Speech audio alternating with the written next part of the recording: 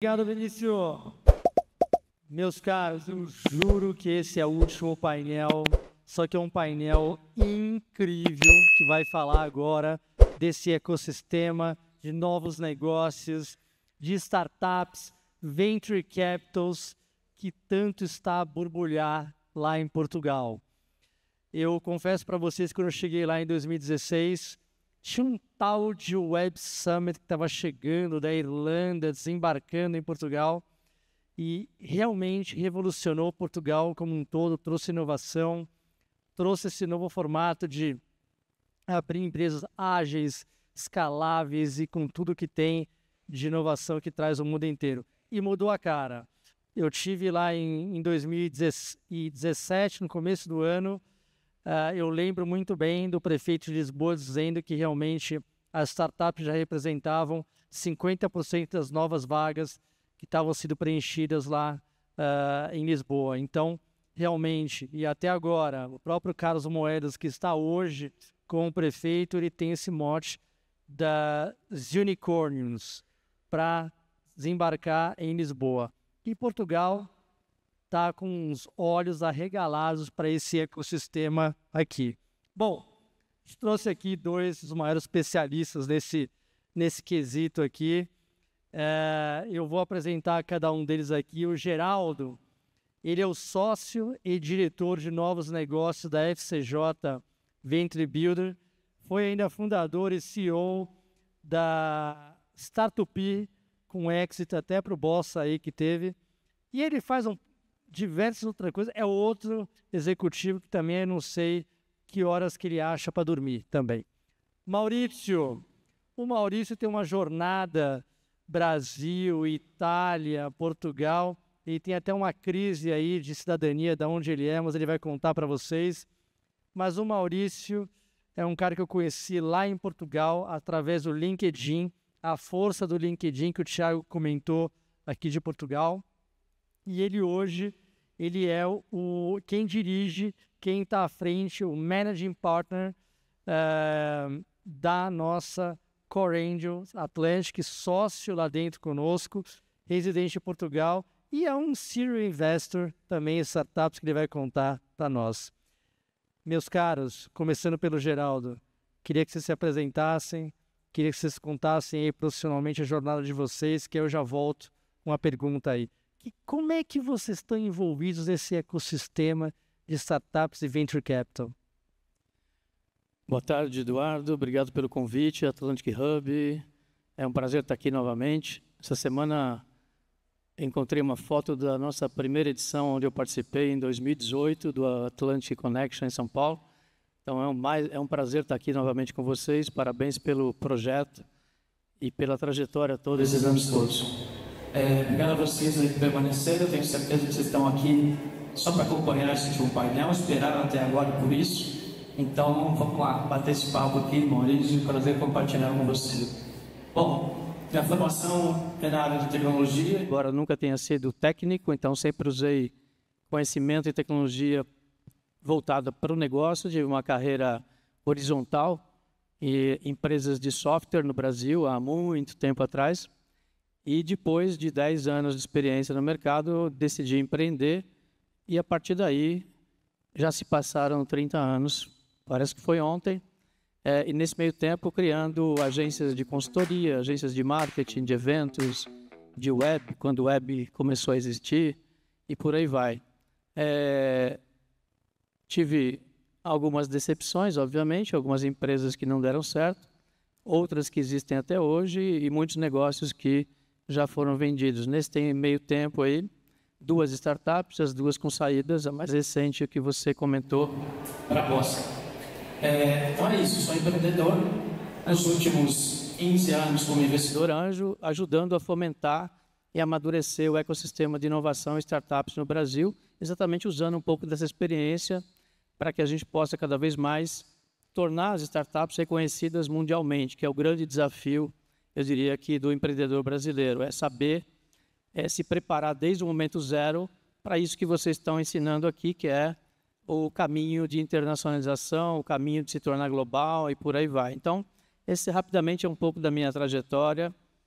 continuamos aprendendo sempre, voltando para a mesa, para a sala de aula aí, para cada vez mais continuar atualizados e levando para o mercado, para o ecossistema, ajuda, contribuição para que as corporações possam inovar, para que as startups possam captar investimento e clientes e para que os investidores possam encontrar uma maneira mais correta de obter retorno dos investimentos que eles fazem. Então, essa é um pouco da nossa jornada.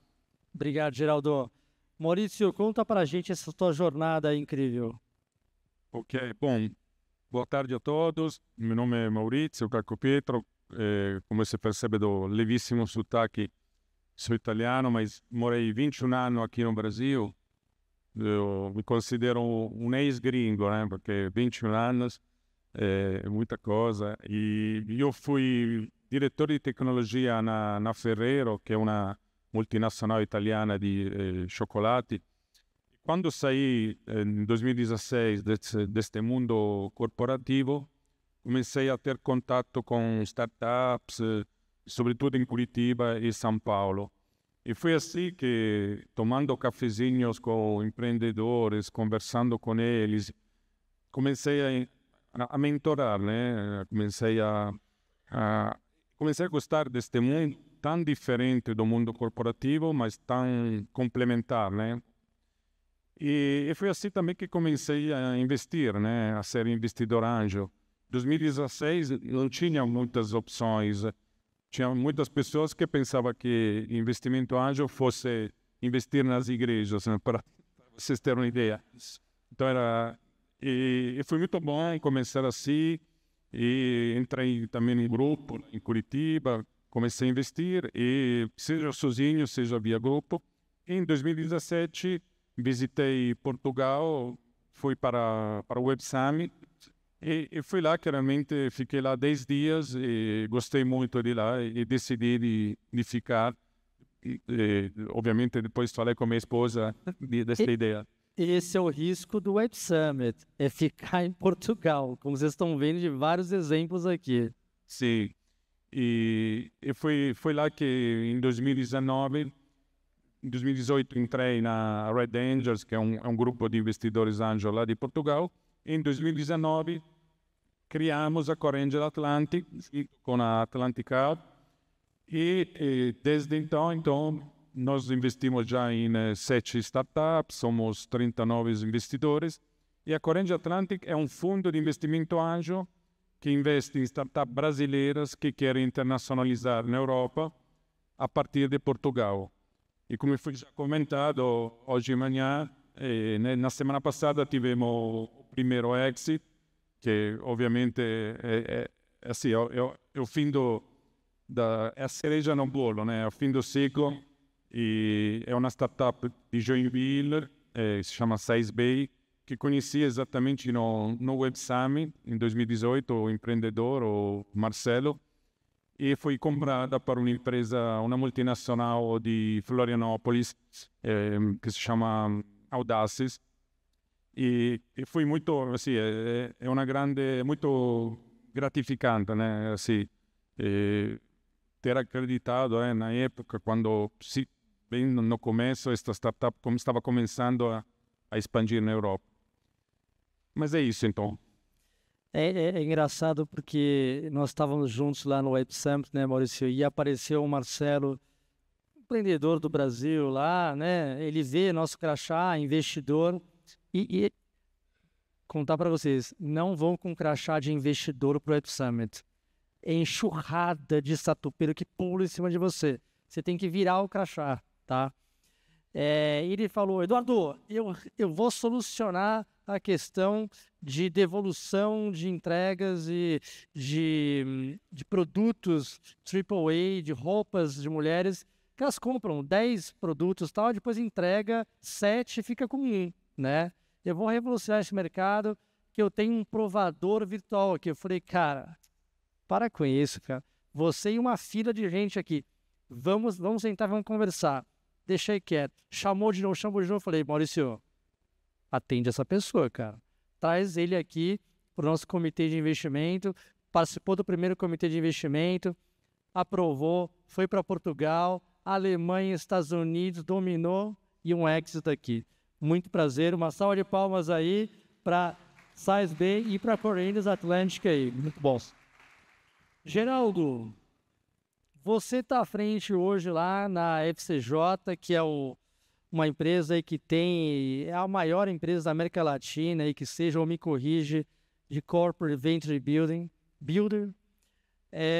Mas muita gente me pergunta sobre qual que é a diferença entre o CVB e CVC. Então, divide com a gente, conta para a gente sobre quais são as diferenças entre os CVBs e CVC e como que está esse mercado aqui no Brasil. Você vai mudar aqui, vai aumentar para 1h30 para a gente dar essa resposta, é isso? Aproveita que não está entendendo. Vou aproveitar que o tempo saiu daqui, porque a gente fica 1h30. Manda servir o vinho aqui, porque a gente pode continuar bebendo vinho também, não tem nenhum problema. Ninguém vai achar ruim, certo? Bom, vamos lá, falando sério. O CVB, de novo, né? Cada setor de mercado tem a sua sopa de letrinhas.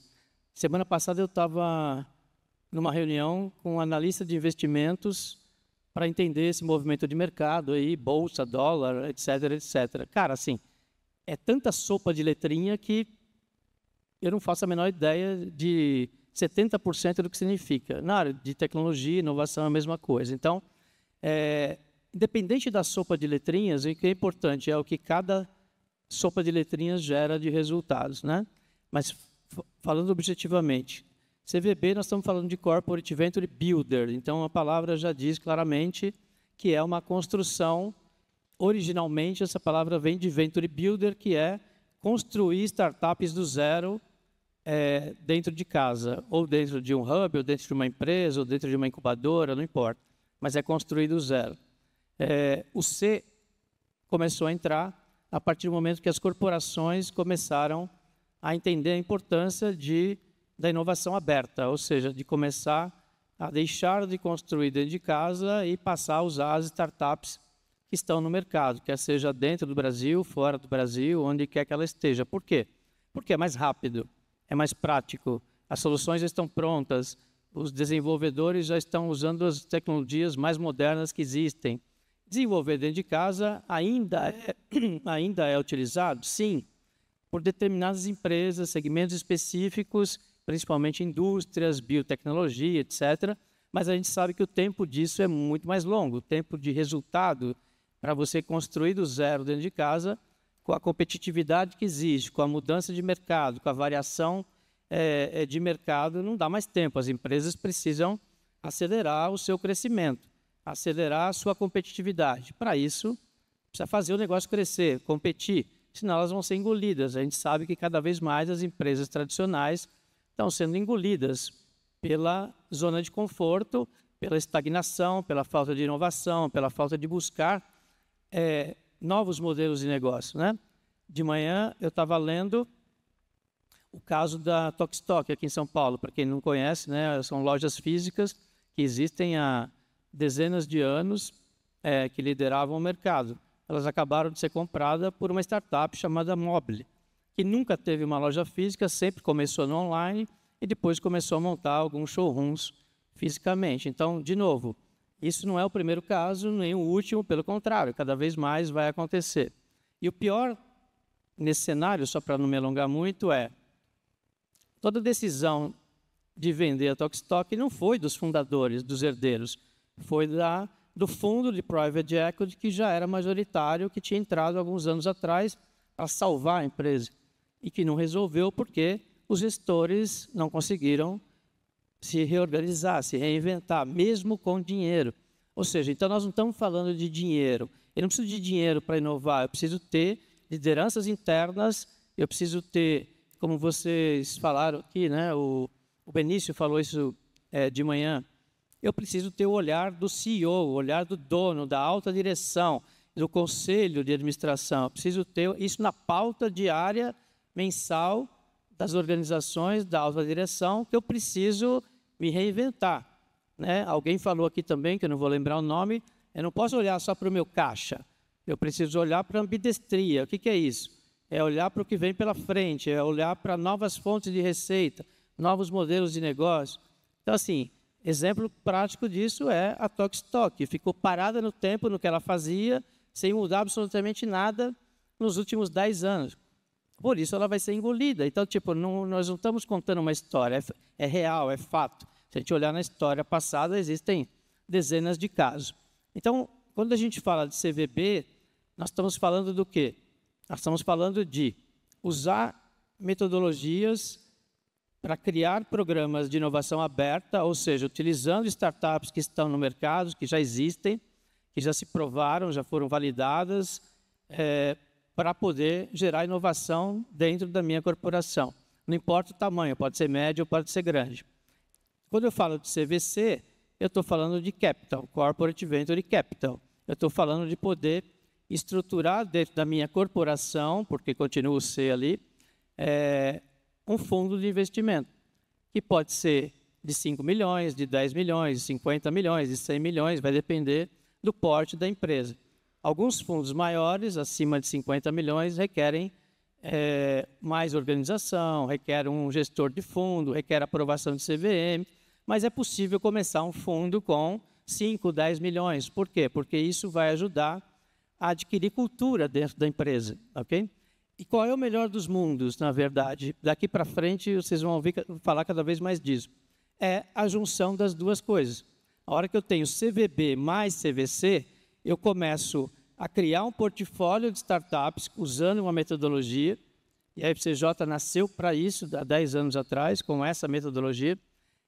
Eu começo a estruturar um portfólio de startups, e o CVC vai investir naquelas startups que tiverem mais condições de dar um retorno financeiro.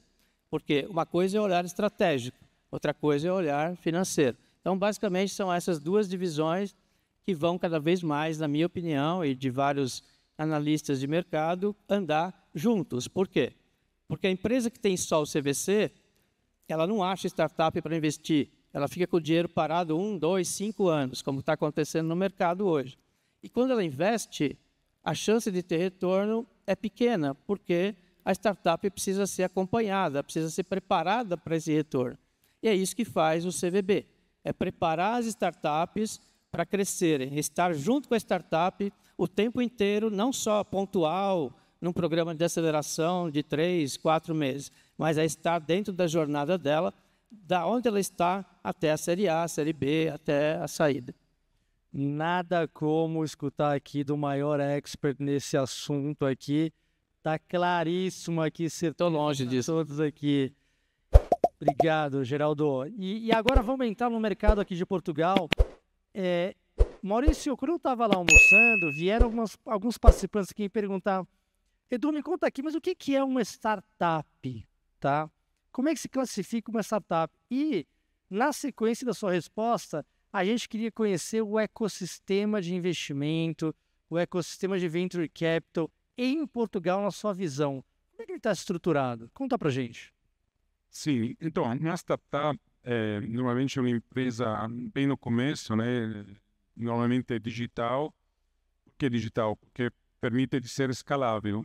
Para ser escalável, obviamente, a tecnologia é fundamental. E Portugal, nos últimos anos, com certeza, cresceu muito o ecossistema de inovação e investimento, por vários fatores. Hoje foram, em vários painéis, em várias palestras, foi já comentado, mas eu diria que é um conjunto de causas, né? A questão, com certeza, teve uma política governamental de ajuda, de subsídio, de apoio, seja startups, seja investidores. Teve também a criação realmente de um ecossistema com aceleradoras, incubadoras, e também isso, sim, teve uma atração também de venture capital, de fundo de investimentos de fora, né, fora de Portugal, e isso realmente tornou Portugal um hub muito relevante na Europa. Às vezes chamam de a Vale do Silício da Europa, né? E com certeza a tendência é continuar assim.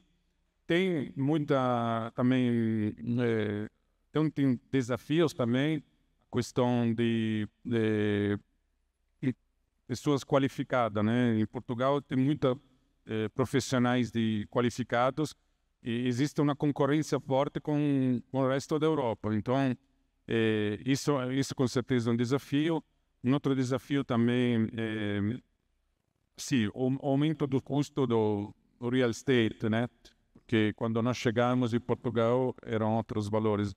Mas, em geral, realmente, a qualidade de vida continua muito boa e é uma oportunidade muito assim, ainda mais para startup brasileira, né? Obviamente pelo fato pela língua e pelo custo relativamente mais baixo, né? Comparando com outros países europeus.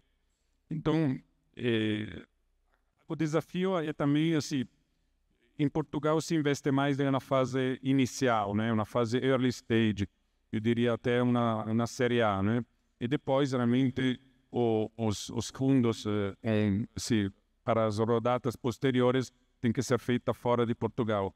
Mas como foi falado muitas vezes hoje, Portugal é uma porta de entrada perfeita, né? Apesar de ser um mercado pequeno, né? Obviamente com mais de 10 milhões de habitantes, mas se torna perfeito para um soft landing para acessar um mercado de mais de 500 milhões de habitantes.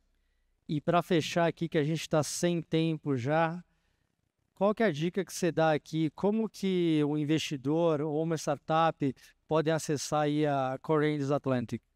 Sim, nós estamos abertos sempre para novas startups e novos investidores.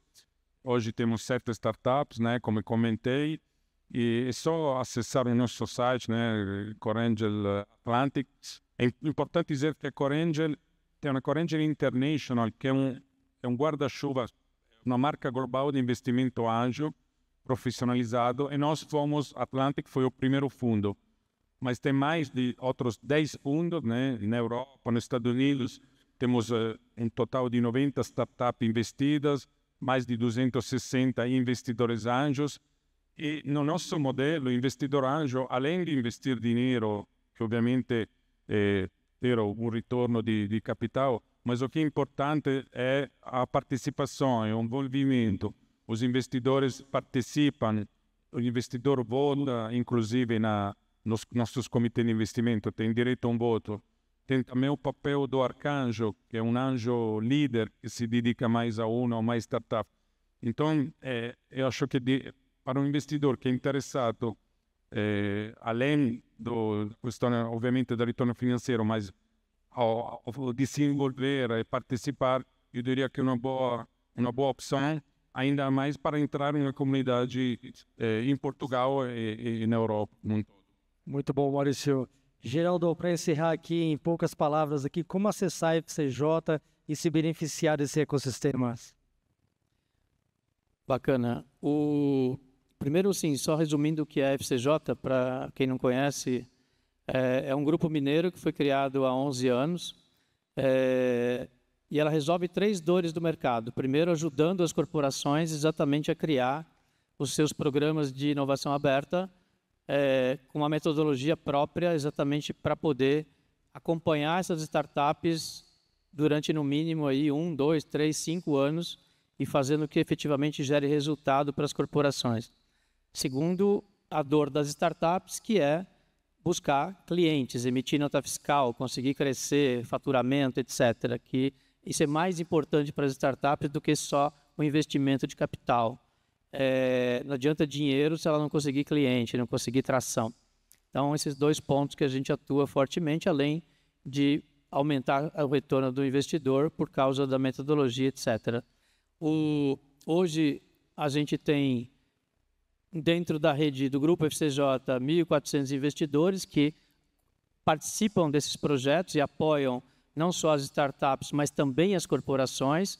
Isso significa que a gente reduz o investimento da corporação, por isso que a gente consegue atender também médias empresas, não só grandes, e mitiga o risco, porque a corporação, a gente passa a ser sócio do projeto, a gente, FCJ, os investidores que a gente traz, quando a corporação deseja, e mitiga o risco, mitiga o investimento, reduz o investimento e permite que qualquer empresa de qualquer porte, médio, possa efetivamente criar um programa estruturado que pode começar pequeno, pode crescer e pode até ter participação financeira das startups.